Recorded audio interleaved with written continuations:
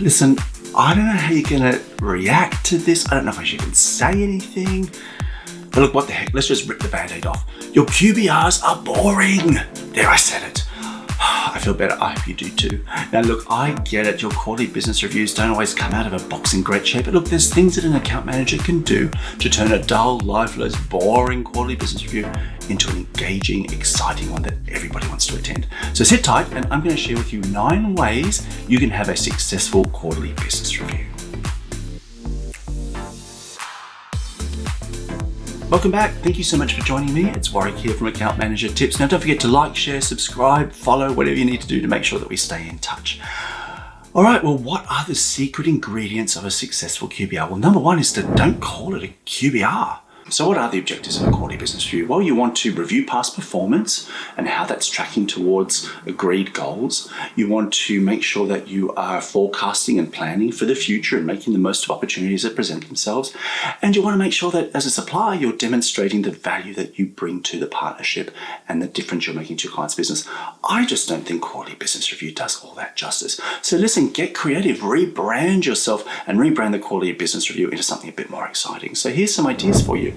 Partnership development workshop, strategy and performance workshop, business planning review, strategic planning review, strategic opportunity workshop. Lots of different ways you can come up with exciting variations on quarterly business review. Now use workshop for meetings that are more focused on planning and use review for meetings that are more focused on assessing performance. And if you don't like any of those, just head on over to Power Thesaurus and pick some of your own and come up with something. Let me know what you do though. I would love to see what you come up with in terms of rebranding that quarterly business review. All right, number 2 is to keep it short. The fastest way to a boring QBR is to make it a long QBR. So stick to about an hour. Around 20 to 30 minutes on the past and around 30 to 40 minutes on the future. Simple as that.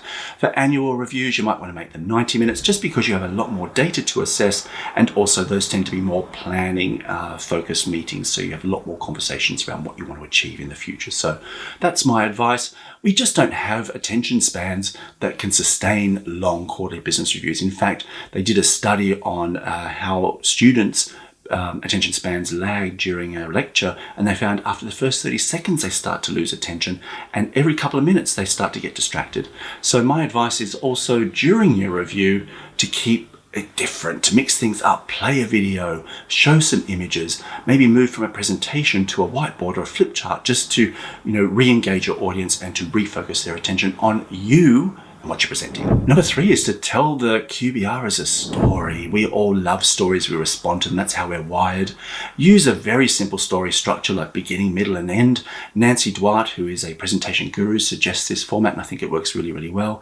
You open with the beginning, which is, where you are today and the possibility of where you could be in the future, and you really highlight the contrast and the gap. In the middle, you want to bring together more data that supports that whole story of where you are and where you want to be, and also how you are the guide to get your client to that glorious future. And then at the end, you want to wrap it all up in a big finish, summarizing all of that story and making sure you've got a compelling call to action that inspires your client to act. Pretty simple. And what are you going to talk about? Well, let the data be your guide.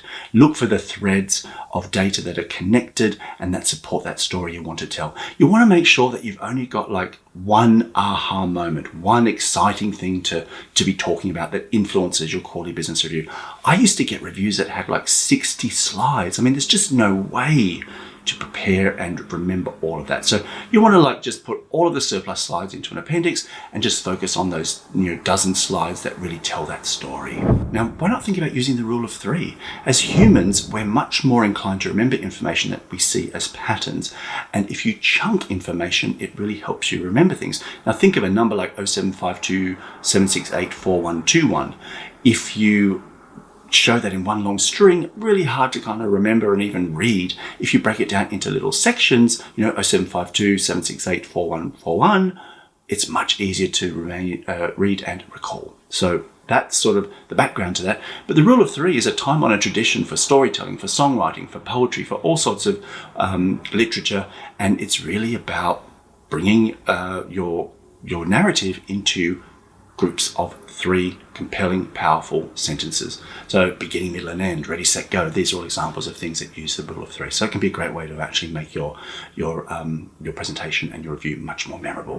How about using pictures? I mean, human beings are visual creatures. We love to see things and are inspired by and respond to imagery. And some studies have shown that even presentations that use visuals are 43% more persuasive. So great thing to incorporate into your review. Now, I know your review will probably come with dozens of charts. That's okay. That's an image, but also they get a bit monotonous after a while. If you're presenting a dozen slides all with charts, they each blur into each other. So think about using photographs. You can use those as title slides, as transition slides to move on to new topics within your review or to pose questions to your audience.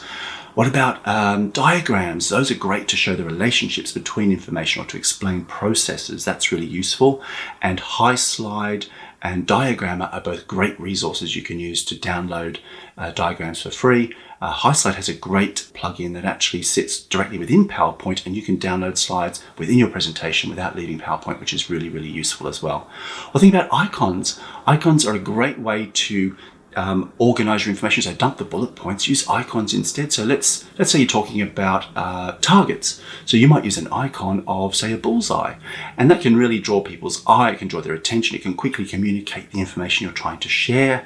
And also it's a nice way to kind of freshen up your review, give it a bit of a facelift and make it look more modern and appealing. Now, the resources I use to find icons are Icon Finder, Flat Icon, and the Noun Project. They have millions of icons in all shapes and sizes, and they're mostly free, so check those out. All right, next tip is to use strategy, not tactics. So you want to make sure that your QBR is focused on evaluating performance, on removing roadblocks, on exploiting new opportunities, and staying focused on momentum and moving forward and delivering value.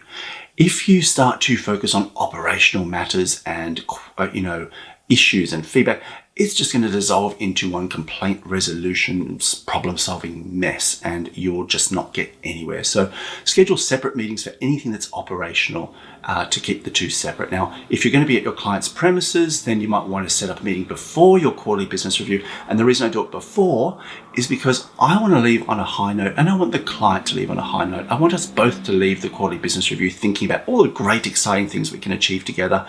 If I schedule an operational meeting after a QBR, then we're both just going to feel flat and thinking about all the problems we have to solve and all the issues we have to fix. So that's my advice. If you do have to set up an operational meeting, set it up before your QBR, not after, and keep those strategy meetings separate to your tactical meetings. Now, the next tip is my favorite probably, is to make the QBR an event.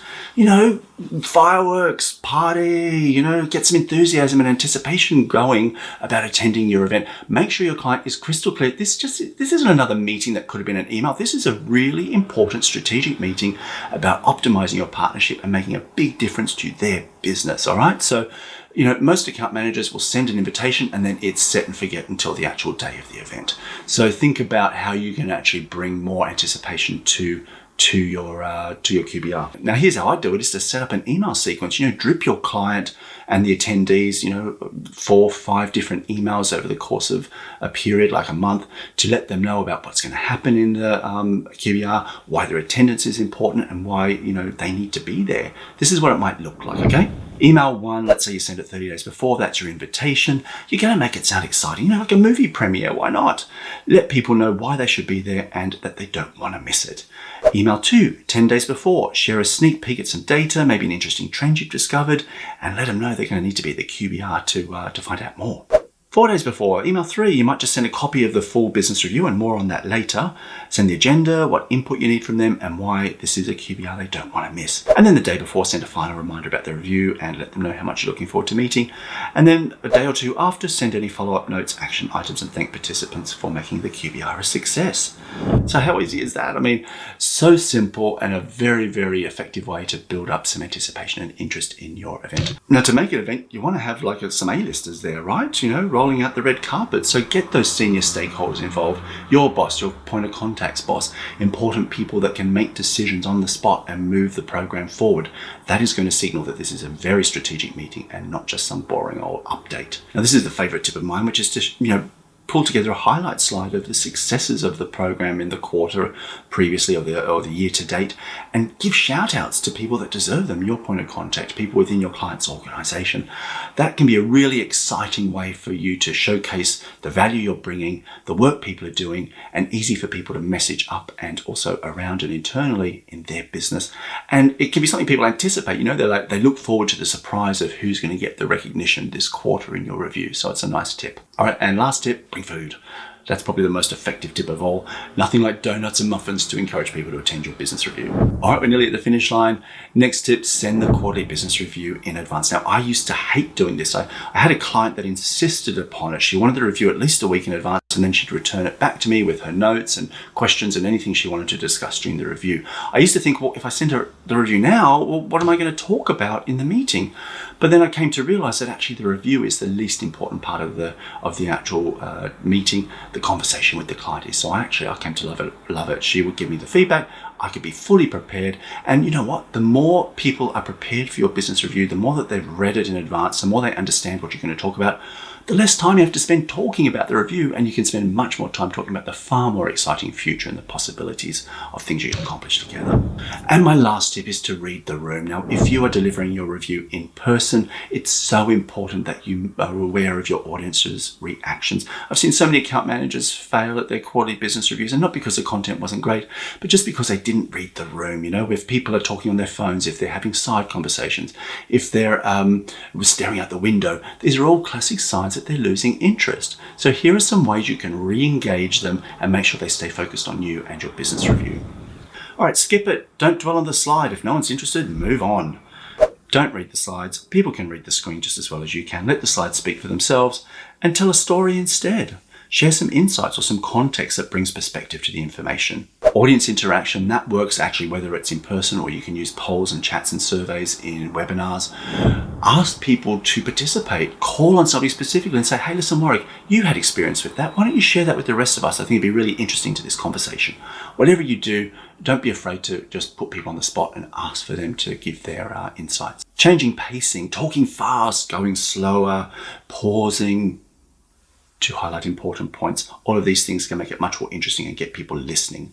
Along the same lines, alternating your volume, whispering if you want to make a really powerful point, drawing people in with your intonation. Now, you don't want to go crazy and kids' TV show, which is something I've been accused of and I'm working on. But how can you bring expression and personality to your review? Don't be afraid. You don't need to hide it. It's actually what makes you you and makes you build relationships and rapport and gets people interested in your review. All right, now how about moving around? A lot of times I see people just sitting down at the head of the table presenting a review, and it gets really boring really quickly. If you're sitting down, stand up. If you're presenting, maybe move to a flip chart or a whiteboard. If you are standing at the front of the room, move to the back of the room, or just continue to walk around the room as you're presenting. It encourages people to look at you, not necessarily the presentation, and it refocuses their attention on you. So it can be a great tip to just change the energy in a room.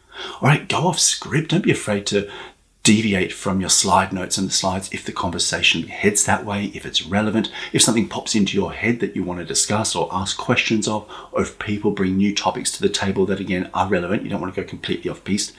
Don't be afraid to do it. It can make it much more engaging, much more spontaneous, and much more interesting. And last, share an anecdote, a funny story, some examples of things that have happened to you or to clients. And they can be personal. Sometimes they can be somebody else's experience that you know about. And sometimes I embellish for the sake of a punchline, but this can help break the ice for introductions or ease the tension after a heated exchange. But these are great ways to, again, bring more interest to your business review.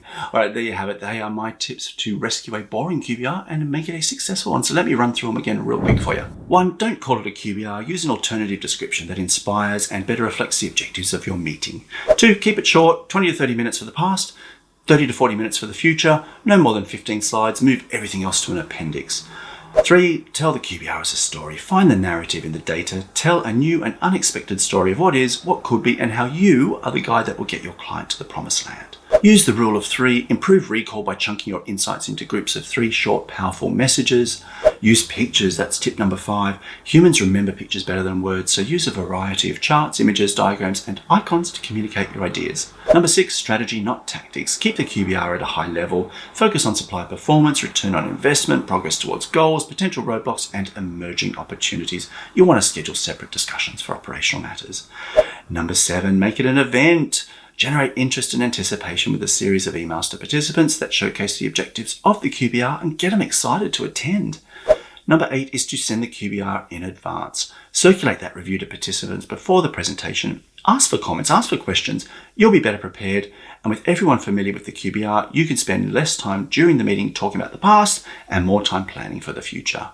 And last, number 9, read the room. Watch your audience's reactions for signs you might be losing them. Use techniques like audience participation, pacing, volume, and humor to re-engage them. All right, thank you. I hope you've enjoyed this video. Now, if you are a member of the KAM Club, head on over to the KAM Kit where you can download a free PowerPoint template for your quarterly business review. I've got it all laid out with some nice graphics to help you engage your client really quickly. You can just insert your slides and you are done. Easy peasy. Now, if you're not a member of the KAM Club, well, what are you waiting for? The KAM Club is a private learning community for key account managers, helping you achieve success with your clients and with your career. You will find templates, downloads, tutorials, guides, training, courses, all sorts of stuff, as well as a connected community of professionals all ready to help you succeed. So check that out at amtip.co/KAM Club. All right, that's the video. Let's wrap it up, huh? Thank you so much for your attention. If you have any questions at all, you can find me at Warwick A. Brown on the social media platform of your choice. Drop me an email, warwick@accountmanager.tips. Thank you for joining me, and I'm going to see you guys next time. All right, bye.